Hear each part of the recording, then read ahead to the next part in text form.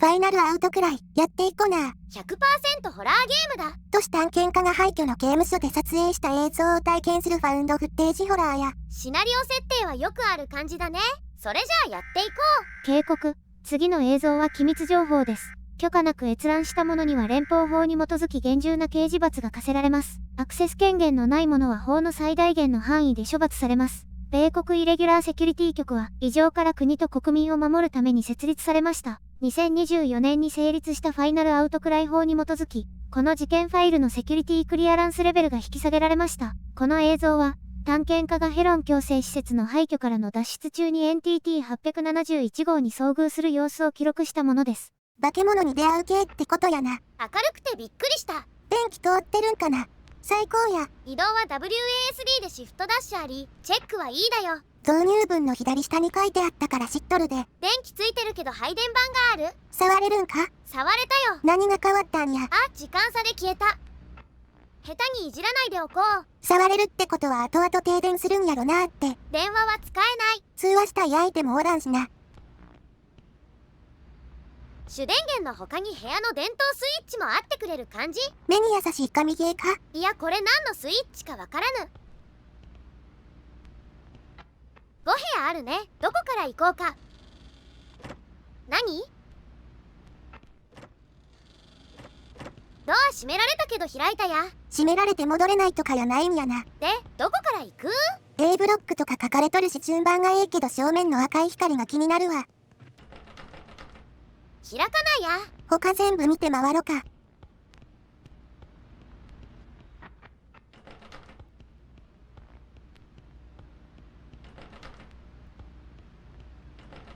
ABD も開かない。行き先は一つってことやな。最初から全箇所に行けると迷子になるから嬉しいっちゃ嬉しい。暗すぎるやろ。電気スイッチワンチャン。神ゲーか。スタミナ無制限のダッシュがある時点で神ゲーだよ。でも適宜明るくするぞ。個室には入れないっぽいね。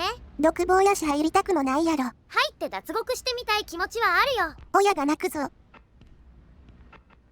あれ？この部屋は入れる。さっきの独房の入り口が狭すぎたんかもな。まあ入れたけど何もなかったし進む。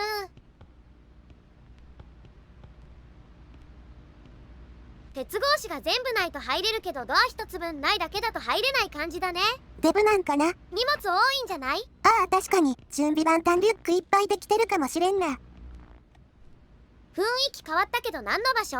壁の感じは水場やな。濡れ場ってことだね。この壁のフック頭打ったら危ないやろな。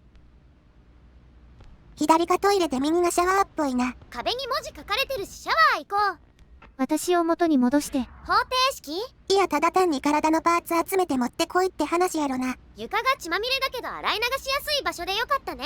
ドラム缶の中に死体入ってるんかってくらい汚れてるな。ヘロン矯正施設の事件報告書ナンバー254。受刑者ネイト・ウェイカンプ49歳男性。監督官アイザック・ボン。事件発生日1963年4月26日。聴取日5月8日。医療結果自傷による目の傷は回復不可能と判断され、受刑者は視力を失った。受刑者の背中の擦り傷の原因は依然として不明。面談記録。ウェイカンプは暴れた後拘束された状態で面談を受けた。目の事象について尋ねると、より信心深い見方ができるようになったと答えた。また彼はロングマンと呼ぶ人物に強い執着を示し、この人物が戻ってくることに極度の不安を感じているようだった。精神科病棟への移送が強く推奨されているが、キャロル医師の承認待ちである。読んでる間に頭を見つけたよ。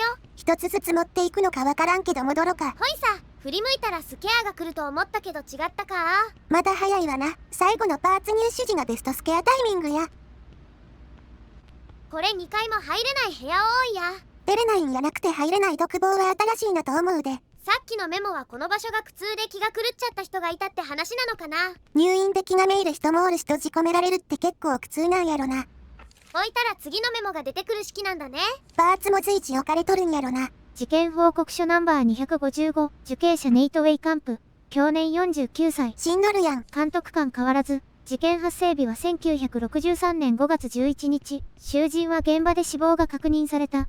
死因は頸部脊髄の重度の損傷。数人の囚人がこの出来事を目撃しており、ウェイカンプは死亡直前に空中に浮かび上がり、何らかの目に見えない力によって首を折られたと証言している。現場の担当官の意見として、この話は他の囚人が怖がらせるためにしている作り話の可能性が高いと考えられる。ちょうどボディをゲットしたよ。これウェイカンプが復活する儀式なんかな。謎の力を使う怪異を呼び起こすんじゃないかな。というかウェイカンプが執着してたっていうロングマンが謎の力を使うやつ。登場キャラ名称が少ないしそうかもな。じゃあ次。事件報告書ナンバー256受刑者レイ・ブルックス享年32歳ウィル・スティーブン享年36歳どちらも男性。事件発生日は1963年5月19日。両名の囚人は現場で死亡が確認された。死因は両者ともに脊椎が致命的なほど引き伸ばされたこと。両遺体には複数の原因不明の擦り傷が見られた。この事態が解決するまでセルブロック C のすべての囚人を他施設へ移送することを正式に要請する。ブルックスらが死亡した際に見たものが何だったのかは不明だが自然な現象ではなかったはずだ。片腕を手に入れてライトも拾えるってとこだよ。すんごく読みにくいけどライトは F で作って書いとるな。明るいからいらないけどつけてある子。出番が早かったな。ライトあるから戻ってパーツ置いてくるか主電源を上げに行くか悩むところだ。開かぬ。パーツ置きは後回しにして電気つけろってことやな。場所わかってるし簡単だね。おお、赤い人。赤い部屋にいる黒い人や、あれが脊椎伸ばし攻撃をしてくるロングマンってことか。ストレッチ動画上げてそう。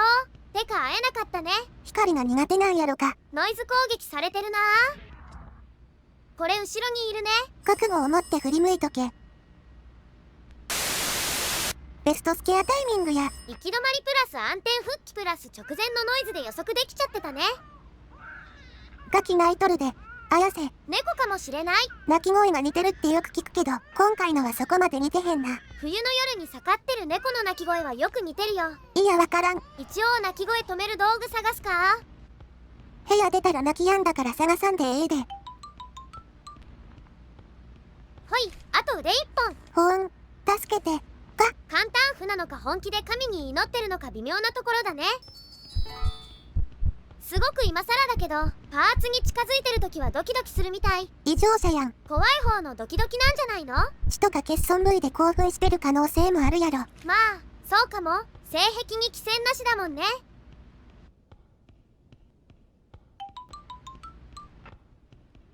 ほい関東でふむ。今までが明るかったからこその暗闇には文句ないで。着いたしね。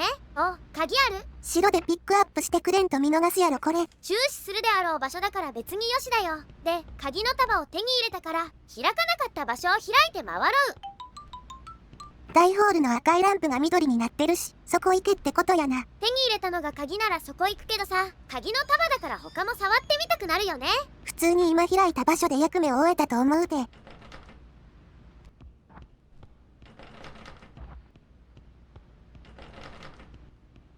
ほな進もな。一箇所しか開けられないなら束である必要なくない？でもワクワクしただろ。まあね。楽しめたならええやん。床のグラフィックが死んでる。グラボの不調なのか最適化不足なのか演出なのかどれやろ。君の悪さ演出だよきっと。道を踏み外すと直前に戻される感じか。人生もそうであるといいのにね。いや全然。うごめいているのを感じる。役中の日記か。特に何も感じてないよね。これが定価350円はちょっと物足りないなとは感じてるで。まだ序盤だろうしこれからお腹いっぱいになろうね。せやな。ゾウでもいるの？感じないか？何をやろ。金属がきしむ音？象にしろ金属にしろ謎やな。きしみや引っかく音？きしみはさっきしてた音よな。作系の音もしてたのかな。お、また鳴き声。どこかにおるんかな。実績とかあるなら探すけど。ないからただただ進んでくれてええで。君は忠実だったってさ。パーツ集めたことを言ってるんかな。ご褒美でもくれるのかも。化け物がくれるものってしか呪いしかなさそうでいらんな。助けてくれるみたいだ。誰が何から助けてくれるって言うんや。とりあえずはノイズ音から私を助けてほしい。暗さからうちを助けてくれ。最近見たアニメよりは明るいから問題ない。まあ目的地見えるから問題ないわな。あ、覚悟を持って振り向け。とりあえずスピーカーから離れるね。爆音スケアかはわからんやろ。あれ？何もないのか。覚悟を持って進め。特攻ルルサス。